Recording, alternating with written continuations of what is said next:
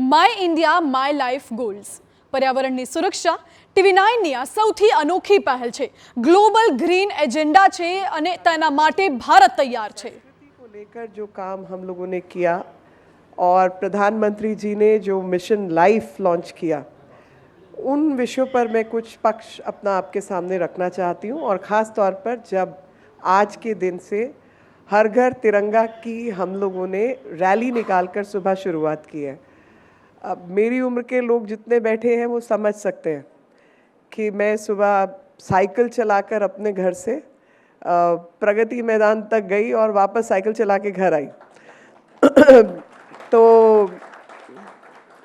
कभी होता है ना, हम लोग उत्साह में भूल जाते हैं उम्र कितनी है, तो मेरा भी आज कुछ वैसा ही हाल है।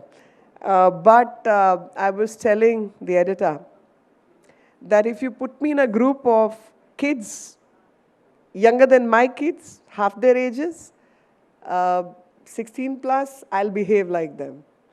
And the fun part is कि तिरंगा यात्रा, देश का झंडा, और देश का झंडा हम अपने सीने पर लगाकर सब चलते हैं। सब दिल के अंदर तो रखते ही हैं, लेकिन जब हम सीने पर लगाकर चलते हैं वो उत्साह कुछ और होता है। और वो उत्साह कोई उम्र, कोई जाति, धर्म और जितने आलतू फालतू चीज़ें हैं उनका ध्यान नहीं रखता।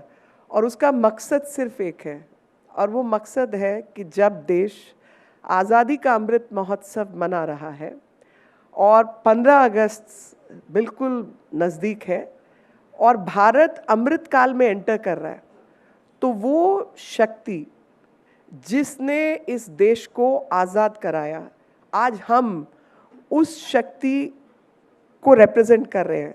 वो शक्ति हम सबके हृदय में विराजमान है।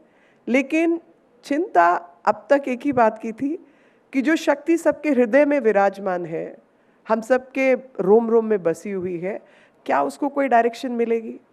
और अगर उसको डायरेक्शन मिलेगी तो क्या हम अपने इतने बड़े इतिहास पर और इतने महान इतिहास पर, इतनी महान सभ्यता पर वापस क्लेम डाल सकते हैं, मोहर लगा सकते हैं, गर्व से कह सकते हैं मैं भारतीय हूँ, गर्व से कह सकते हैं कि ये सब कुछ मेरा था। देश में बहुत तरीके की चीज़ें हुई, बहुत, सब कुछ अच्छा नहीं था, और उस सब के बीच में भारत ने क्या कुछ नहीं देखा।